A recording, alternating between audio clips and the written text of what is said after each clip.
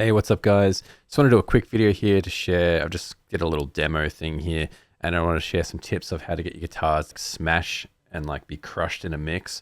So this is like a deathcore sort of thing, and I've noticed there was a lot of tricks I did in this little demo here, so I just wanted to share a few of them on the guitar side and hopefully they help you out. So first we'll take a quick listen to what it sounds like.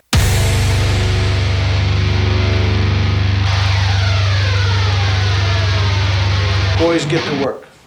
Please would be nice. Come again? I said a please would be nice.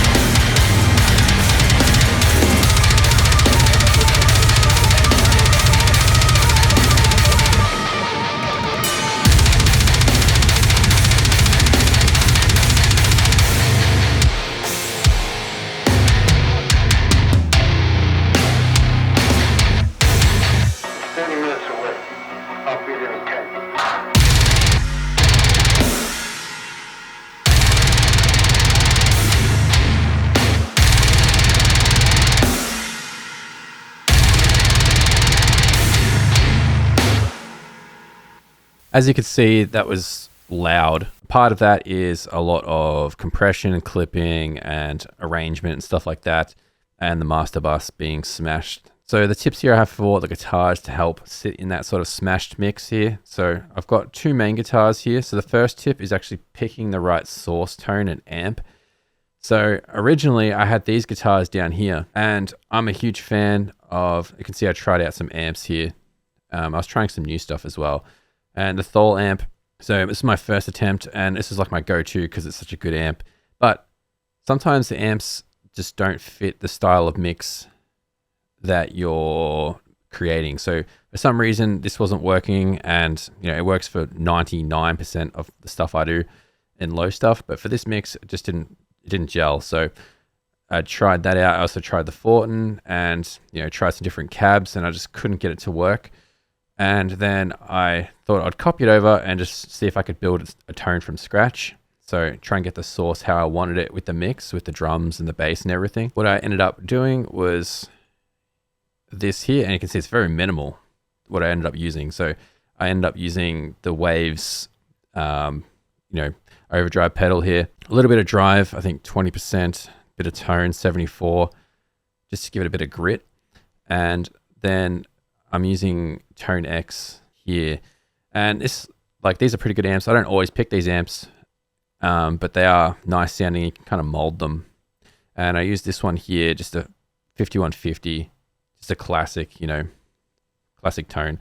And then I use the Cali cabs with the 57 and the thick. And I experimented choosing all different cabs and see which one works with this, and I ended up on that. So that's the source tone and a little bit of EQ. So you can see that it's very minimal because I kind of spent the time kind of auditioning the cabs, the different amps, and I didn't really have to do too much. This EQ here is basically just your stock standard like roll off on the lows and highs. And I always like to cut this because I like my bass, for me, seems to sit around here better in the mix, and this sort of clouds it up, which the guitars get that sort of woofy sound, which would be cool, but then I try and dial it in with the bass to make sure I've got enough and I'm not losing enough the guitar tone. And depending on what guitar you're using, just some cuts here. And I like to boost around this area a lot with guitars, just to sit it in that mid-range, just the higher mids there. And yes, it's a very minimal EQ, to be honest, compared to what I was trying. And that's the main guitars for the source tone. And then it goes into this guitar bus, which I haven't named because I was in a rush. But so then I've got the guitar bus here, and you can see got a little bit of processing. I was experimenting with a different sort of thing here. I like to try different chains, and I got inspired from this one, the Oceana mix. Joey Sturgis was on the Nella mix. He had something like this. So I was like, I'll just try some of these settings, see what they sound like. So he had a limiter at the start. So I tried the L1, more EQ, a little bit of a dip, just with the mix as it was going. I probably tone matched and dialed something back. I don't know what I tone matched to. It's on 30, so it's a pretty big move, but it looks like it's just dipping some volume basically in the middle. This is something I never tried before. It's like this center thing. I have used this plugin on a master bus, but I've never used it on guitars. But basically you can kind of like mess with where the guitars sit. I think Buster does a similar thing where he has an EQ with Pro Q3 and he just boosts the mid-range like basically like this, where you change the mids to like a mid-range boost like that. So I'm pretty sure it's something similar like that. I'm pretty sure it's doing something similar, just boosting that center up and keeping the sides at neutral. And some imaging. A lot of people like spread their guitars out with an imager. I tried this one and it was kind of cool. And then OTT, my favorite plugin ever. It works on like, it's so much, it's so good. I hadn't used it on the guitar bus, and that's something I saw from Joey Sturgis on that mix. So I tried that. All the downward compression is completely at 0 on his settings here. So I just tried that. And I don't know, OTT just always sounds good, in my opinion. You know, got to dial it back here at 15%. And this is something that was on his mix, and Andrew Wade. I've seen this before with Andrew Wade doing this on one of his mixes, where it's like a transient designer. And basically, these are the settings here. It gives like an attack to the chugs, which is really cool. And this here is a plugin just by JST. So it helps get rid of like these annoying resonances that pop up with your guitar tone. Distortion can like bring out so much like junk as you kind of go through different stages of the distortion. So I've just got this as like a safety net just to clean it up. Good old C4 to get those chugs out of the way when they're sort of playing, just to dip them a little bit in that sort of congested area, because there's a lot of stuff that happens in this area. This is a pretty common trick that a lot of producers do, is just put a multi-band compressor on that zone. And then some more EQ there just for the final tone, just more final moves with the mix as it was going, as it evolves. And that's pretty normal, because if you're like building something, you're adding different production elements. As you can see, this song's got like tons of different stuff coming in, like different lead parts, you know, synth parts, lead guitars, and then the bass.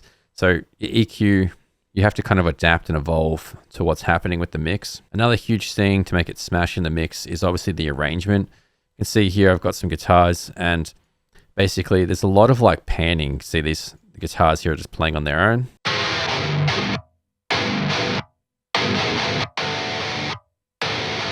Say for that example, that arrangement, that transition there, the guitars are going, and then if I play it with the full mix, you can see there's like drums over the top, there's bass, like they're all like giving it space to kind of be open. And then when the riff comes in, like the chugs, it kind of slams a bit harder.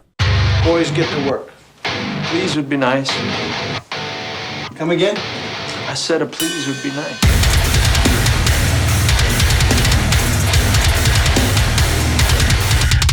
So same thing for this part here.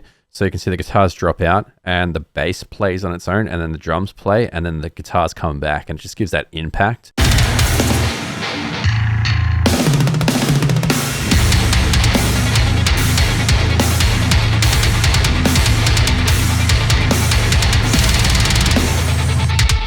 So this section is like the main chuggy riff part again. And, you know, it has one guitar and then just the drums. And then it goes into like the full amount of the mix with all coming together. So that transition there gives it impact, just because there's less elements, and you can see in the mix, lead guitars come in, there's more production elements that come in, synths and stuff. It just gives that space, and then it fills out as soon as we come into that main riff. And it's the same riff, but it's just like, it's hollowed out a little bit at the start here. You can see like they're together with not as much elements, and then it's just one guitar on its own, and they both come in. And so to hear that example together, so you kind of understand.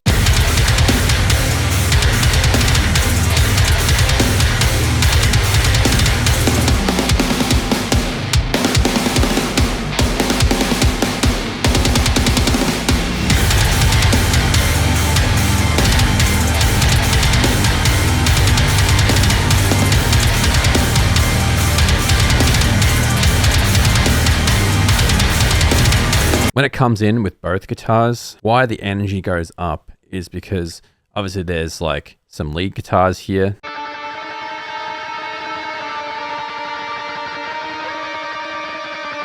There's obviously impacts here, like these are just kick impacts and like sub drops and stuff. And you know, there's this like, this is actually a free plugin actually, which is really sick. This massive X here, I think I printed it, or not this one. Yeah, it's this one here. This is actually free. And I've been experimenting with it, just got this, and it's really sick. So I've added this in that main part, and just gives it some fills it out with the bass. I don't want to go too crazy because it's already a lot going on, but it does add some vibe to it.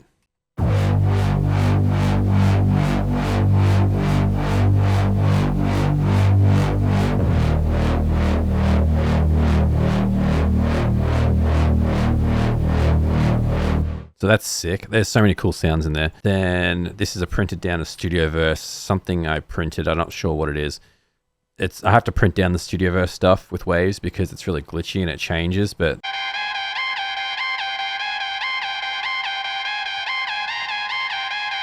so just some like little synth Phrygian background lead thing. Another huge thing as well. You can see there's all this automation.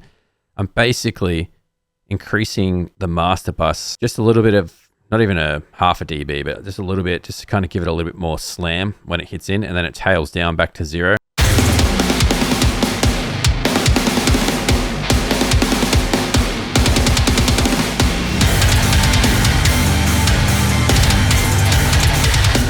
can probably barely see it move on this dial here, but it's going up by like a tiny little amount. And you can see I'm using a lot of different panning stuff, probably going over the top with it. So the composition is basically everything, because you mix, like it obviously starts with like how you record it, and then, you know, the composition and everything like that. So getting something to slam in a mix, it starts with those basic things. But these are some little tricks. If you've got all those things down, like it's going to help make the mix slam. So this next part, same thing. I'm like panning these two guitars back and forth. And there's also like a lead guitar panning like crazy as well, which I threw in later here. I just thought it like fit, and then I cut it off to give it more impact, and it's just like just the chugs at the end. So you can see it stops there, and then the chugs coming together. So that sounds like this.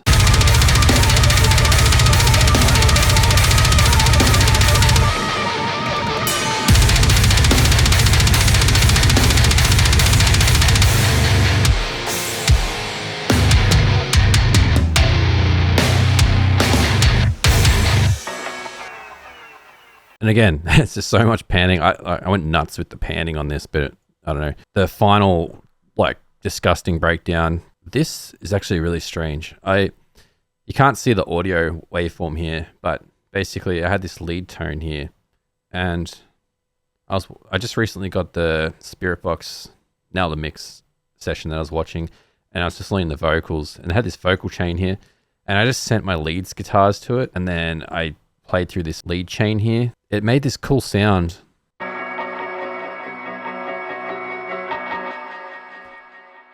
And what that is just me on the top of the guitar, like strumming behind the nut, just strumming the strings behind the nut. It made this cool weird sound.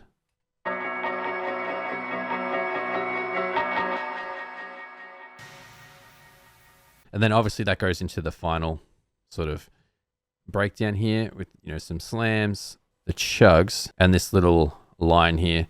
And if you know where it's from, let me know if you know what these lines are from. These voice lines. I don't want to say it, so I don't want to get a copyright strike.